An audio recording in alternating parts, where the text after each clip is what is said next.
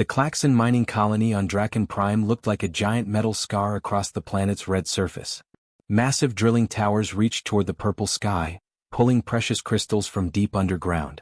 For months, everything had been going wrong. Equipment kept getting destroyed, workers kept disappearing, and the colony's profits were turning into massive losses. Commander Thrace stood in his control room, staring at the latest damage reports. His green reptilian skin showed old battle scars, and his yellow eyes burned with frustration. The creatures responsible for all this chaos were unlike anything the galaxy had ever seen before. The locals called them dragons, but these weren't the mythical beasts from human stories. These were living mountains of crystal and fire that emerged from the planet's volcanic core without warning. The dragons were impossible to fight using normal weapons. Their bodies were made of some kind of living diamond that could deflect even the most powerful plasma cannons. They moved faster than anything that large had any right to move, and they seemed to appear and disappear at will through the underground tunnel systems that honeycombed the planet. But Thrace had noticed something strange in the security footage from recent attacks. Whenever the dragons encountered any kind of living creature, they would stop and examine it carefully. They never hurt the small animals that lived in the caves, and they seemed almost curious about organic life forms. This gave the commander a terrible idea. 3 days earlier, a small human transport ship had crashed in the northern wasteland. The rescue teams found only one survivor among the wreckage, a 10-year-old boy named David Johnson. The child had somehow survived 3 days alone in the harsh environment, living on emergency rations and rainwater collected in the ship's broken hull. David was small for his age, with dark skin and intelligent brown eyes that seemed far too old for someone so young. His parents had been researchers studying alien plant life when their ship suffered engine failure during a routine survey mission. Now he was alone, thousands of light years from Earth, with no family and no way home. Most commanders would have arranged immediate transport back to human space, but Thrace saw something else when he looked at the boy. He saw an opportunity to solve his dragon problem once and for all. If the dragons were curious about living creatures, then maybe they could use that curiosity against them. The plan was brutally simple. They would place David near the main excavation site, secured but visible, and wait for the dragons to investigate. When the creatures came close to examine the human child, Thrace would deploy every weapon his fleet possessed at point-blank range. Even dragon scales couldn't withstand that kind of concentrated firepower. David didn't understand what was happening when the alien guards came for him. He'd been given a small room in the colony's residential section and had been told he was safe while they arranged his transportation home. The guards spoke in their clicking, hissing language as they led him through corridors that smelled of metal and sulfur. The excavation site was a massive open pit that descended deep into the planet's crust. Enormous machines clawed at the rock walls, extracting glowing crystals that pulsed with their own inner light. The air was thick with dust and the constant noise of drilling equipment. High above, armed shuttles circled like mechanical vultures, their weapons trained on the pit's center. They secured David to a metal post using energy restraints that glowed blue around his wrists and ankles. The bonds weren't tight enough to hurt, but they were strong enough to keep him from running away. The guards spoke briefly to each other in their alien tongue, then retreated to safe positions around the pit's rim. David was alone now, surrounded by the deafening noise of the mining operation and the acrid smell of melted rock. He tried calling out, asking what was happening, but his voice was lost in the industrial chaos. Fear began to creep into his chest as he realized this wasn't about sending him home at all. The boy had always been mature for his age. Growing up with scientist parents had taught him to observe and think carefully about situations. As he watched the alien guards taking positions behind protective barriers and saw the circling shuttles adjusting their weapon angles, he began to understand the horrible truth. He wasn't a rescued survivor anymore. He was bait in some kind of trap, and whatever they were hunting was dangerous enough to require an entire fleet's worth of firepower. David closed his eyes and tried to remember his grandmother's voice singing the old songs she'd taught him. If these were going to be his last moments, at least he could face them with courage. High above in the command center, Commander Thrace watched his monitors and waited for the dragons to take the bait. The first sign something was coming was the sudden silence. All the drilling machines stopped at once, their operators abandoning their posts and running for the emergency shelters. The circling shuttles pulled back to a safer distance, their weapons charging with high-pitched whines that cut through the air. David felt the hair on his arms stand up as static electricity filled the atmosphere around the mining pit. Then the ground began to shake. It started as a gentle tremor like a distant earthquake, but quickly grew stronger. Loose rocks tumbled down the pit walls, and the metal post David was chained to vibrated so hard it made his teeth chatter. The boy looked up at the purple sky and saw something that made his heart stop. A shadow was growing larger above them, moving with impossible grace through the air. At first, David thought it might be a cloud, but clouds didn't have wings that sparkled like cut diamonds. As the creature descended, he could make out its true size. It was enormous, easily as long as 3 school buses placed end to end, with wings that could have covered a football field. The dragon's body looked like it had been carved from living crystal. Light passed through its translucent skin and reflected back in thousands of tiny rainbows that danced across the pit walls. Its wings moved in slow, powerful beats that created gusts of wind strong enough to knock a grown person off their feet. Most terrifying of all were its eyes, multifaceted like a giant insect's, but filled with an intelligence that seemed ancient and profound. Commander Thrace's voice crackled over the loudspeakers, shouting orders in the Klaxon language. The shuttles moved into attack formation, their weapon systems locked onto the approaching dragon. David could see the alien soldiers taking aim from their positions around the pit's edge. Everyone was waiting for the perfect moment to spring their trap. But as the dragon came closer, David felt something unexpected. Instead of the raw terror he thought he should be experiencing, a strange calm settled over him. Maybe it was shock, or maybe it was the acceptance that comes when you realize there's nothing left to do but face whatever's coming. Either way, David found himself studying the magnificent creature with curiosity rather than fear. The dragon landed at the pit's center with surprising gentleness, its crystalline claws barely making a sound as they touched the rocky ground. Up close, David could see that its skin wasn't just crystal, but something far more complex. Patterns of light moved beneath the surface like flowing water, and he could swear he heard a faint humming sound, almost like music. The creature's massive head turned toward David, and those incredible eyes focused on him with laser intensity. For a moment that seemed to stretch forever, boy and dragon simply looked at each other. David felt like he was being examined not by a mindless beast, but by something incredibly intelligent trying to understand what he was. Without really knowing why he was doing it, David began to sing. It was an old gospel song his grandmother had taught him during the long summer visits to her house in Georgia. The words came out soft at first, barely audible over the sound of his own heartbeat, but they grew stronger as he continued. The melody was simple and sweet, filled with hope and faith even in the darkest moments. Something extraordinary happened as David sang. The dragon's entire body seemed to relax, and the patterns of light under its skin began to pulse in rhythm with the music. The creature lowered its enormous head until it was just a few feet away from the boy, and David could feel warm breath that smelled like cinnamon and starlight. Commander Thrace was screaming orders over the communications system, demanding that his forces open fire immediately.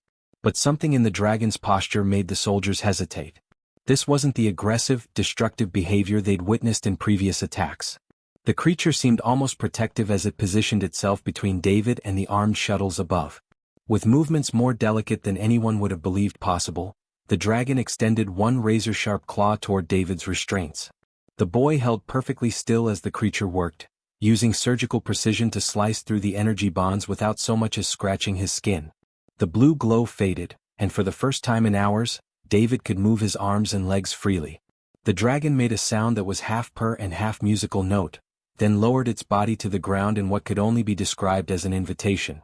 David looked up at the creature's back, then at the armed forces surrounding them, and made a decision that would change everything. He climbed on. Flying on the back of a dragon was nothing like David had imagined from the old stories.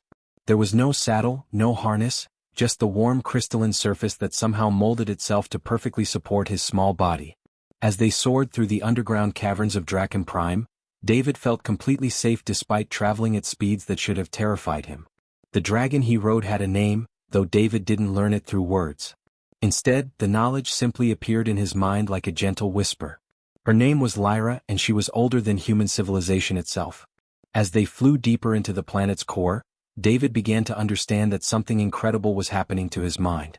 At first, he thought he was just imagining the voice in his head. It was soft and musical, like his grandmother's lullabies, but it spoke in concepts rather than words. Lyra was trying to communicate with him, and somehow his human brain was learning to understand her alien thoughts. The connection grew stronger with each passing minute, until David could sense her emotions and memories as clearly as his own. What he discovered changed everything he thought he knew about the dragons and their attacks on the mining colony. These creatures weren't monsters or mindless beasts driven by hunger or territorial instincts. They were guardians, protectors of something so important that they were willing to sacrifice their own lives to keep it safe. Deep within Draken Prime's molten heart lay a network of quantum crystals that had been growing for millions of years. These weren't ordinary minerals like the ones the Klaxon miners were harvesting from the upper levels. These crystals were alive in a way that defied normal understanding, connected to each other through invisible threads of energy that stretched across space itself. Through Lyra's memories, David saw the truth. The crystal network didn't just exist on Draken Prime. It extended to 15 other worlds scattered throughout this region of the galaxy, each one supporting billions of living beings. The crystals worked together like a giant cosmic computer, maintaining the delicate gravitational balance that kept all those worlds in stable orbits around their suns. The mining operations were slowly destroying this ancient system. Every crystal the aliens extracted weakened the network a little more. Already, 3 distant worlds were beginning to drift from their proper orbits. If the mining continued, entire solar systems would collapse. Planets would either spiral into their stars and burn, or drift away into the cold darkness of space where all life would freeze and die. The dragons had been trying to stop this disaster in the only way they knew how, by attacking the mining equipment and driving the colonists away. But they were fighting a losing battle. For every machine they destroyed, the Klaxons brought in 2 more. For every tunnel they collapsed, the miners dug 3 new ones. David felt Lyra's sadness and desperation as if it were his own. These magnificent creatures had watched over the crystal network for countless generations, keeping the balance that allowed life to flourish on so many worlds. Now they were failing in their ancient duty, and billions of innocent beings would pay the price. But there was something else in Lyra's thoughts, something that filled David with both wonder and responsibility. His human mind was different from any other species the dragons had encountered. Where other aliens could only hear the crystals as random noise, David's brain could actually interpret their quantum language. He could understand what the network was trying to tell them. As they descended deeper into the planet's core, the walls around them began to glow with the same soft light that flowed beneath Lyra's skin. The temperature should have been unbearable this close to the molten center of the world, but somehow David felt perfectly comfortable. The dragon's body was protecting him, sharing her own natural resistance to heat and pressure. They emerged into a vast cavern that took David's breath away. Thousands of crystals covered the walls, floor, and ceiling, each one pulsing with its own inner rhythm. But when David concentrated, he could hear something amazing. The individual pulses weren't random at all. They were creating a complex harmony, like a choir of voices singing a song that had been going on for millions of years. David closed his eyes and let his mind reach out toward the crystal network. What he felt was overwhelming. The crystals were alive, conscious in a way that was completely alien but undeniably real. They were trying to maintain their ancient task, but they were crying out in pain as their network was slowly torn apart by the mining operations above. For the first time since this adventure began, David understood his true purpose. He wasn't just a rescued survivor or an accidental passenger on a dragon's back. He was the key to saving 15 worlds and billions of lives. 3 weeks later, when the rescue ships from Earth finally arrived at Draken Prime, they found something that defied all explanation. Captain Rodriguez of the Earth Defense Force had expected to find either a traumatized child hiding somewhere in the mining colony or, more likely, no survivor at all. What she discovered instead challenged everything humanity thought they knew about the universe. David was floating in the central cavern of the dragon's nest, surrounded by a dozen of the magnificent crystalline creatures. But he wasn't the same frightened 10-year-old boy who had been pulled from the crashed transport ship. His entire body glowed with the same soft light that pulsed through the dragon's skin, and his eyes had developed an inner radiance that seemed to see far beyond the physical world. When Captain Rodriguez and her rescue team approached, David didn't run to them with relief like any normal child would have done. Instead, he remained perfectly still in the air, supported by some kind of invisible energy field that the ship's sensors couldn't even detect. When he spoke, his voice carried harmonics that seemed to resonate through the crystal formations around them. The boy demonstrated abilities that should have been impossible. With just a thought, he stabilized a section of the cavern ceiling that was about to collapse under the weight of the mining equipment above.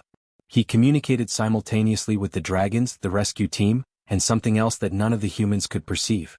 Most incredibly, he seemed to understand languages he had never learned, translating concepts between species that had never successfully communicated before. David explained everything to the stunned rescue team. He told them about the quantum crystal network, about the 15 worlds that were slowly dying as the mining operations continued, and about his unique ability to interface with both dragon consciousness and the crystalline matrix that held everything together.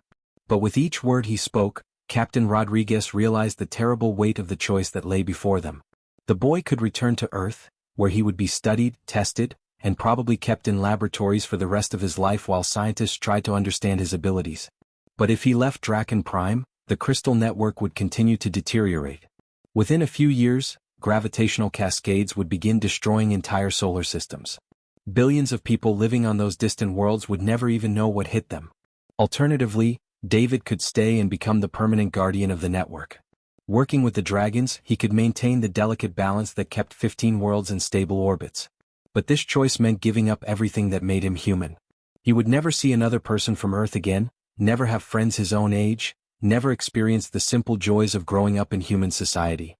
The weight of this decision crushed down on David like a physical force. Here he was, just 10 years old, and somehow the fate of billions of lives rested in his hands. It seemed impossibly unfair that a child should have to make such a choice, but the universe didn't care about fairness. Captain Rodriguez tried to convince him to come home. She spoke about the amazing life he could have on Earth, about the scientists who could help him understand his abilities, about the family who would adopt him and give him all the love and opportunities any child deserved. Her words painted pictures of birthday parties, school friends, playing in parks under Earth's familiar blue sky. But Lyra and the other dragons shared their own visions with David. Through their ancient memories, he saw what would happen if the network failed. He watched worlds spiral into their suns, their surfaces becoming oceans of fire that consumed every living thing. He saw other planets drift away into the darkness, their atmospheres freezing solid as they moved too far from their life-giving stars. The rescue team waited in tense silence as David wrestled with the most important decision anyone had ever been asked to make. Some of them wept openly as they watched a child struggle with a burden that would have broken most adults. Others argued quietly among themselves about whether they should simply take him by force and worry about the consequences later. David floated there in the glowing cavern, feeling the weight of 15 worlds pressing down on his small shoulders. He thought about his parents who had died trying to explore new frontiers and expand human knowledge. He thought about his grandmother's songs and the simple faith that had carried her through every hardship life had thrown at her. Most of all, he thought about the billions of children living on those distant worlds, children who were playing and laughing and dreaming of their futures, completely unaware that their very existence hung in the balance of one boy's impossible choice. David made a decision that nobody saw coming. Instead of choosing between saving the galaxy or returning to his human life, he decided to create a completely new option. Working with Lyra and the Dragon Collective, he began to develop something that had never existed before in the known universe, a shared consciousness network that could span multiple species and star systems. The idea came to him during one of his deep meditations with the quantum crystals. If his human brain could interface with both dragon thoughts and crystal language, then maybe other humans could learn to do the same thing. The network wouldn't have to depend on just one person carrying the entire burden. Instead, it could be distributed across hundreds or even thousands of bonded pairs working together. Captain Rodriguez was skeptical at first. The plan sounded like science fiction, even by the standards of a universe where dragons and quantum crystals already existed. But when David demonstrated the initial connection by linking her mind briefly with Lyra's consciousness, the experienced military officer found herself crying with wonder at the beauty and intelligence she encountered there. The first volunteer was a young engineer named Tyler from the rescue ship. He had always been good with complex systems, and something about the dragons fascinated him rather than frightened him. Under David's guidance, Tyler formed a tentative mental bond with a smaller dragon named Echo. The connection was weak at first, nothing like the powerful link David shared with Lyra, but it was definitely real. Within days they had their proof of concept. Tyler could sense disturbances in the crystal network from thousands of miles away, and Echo could channel enough quantum energy to stabilize minor gravitational fluctuations. It wasn't enough to maintain the entire 15-world system, but it was a start. Word spread quickly through human space about the incredible discovery on Draken Prime. Scientists, explorers, and ordinary people who had always felt drawn to the unknown began volunteering for the Dragon Bonding Program. Each person who successfully formed a connection added their strength to the growing network, sharing the responsibility that had once rested entirely on David's young shoulders. The process wasn't easy or safe.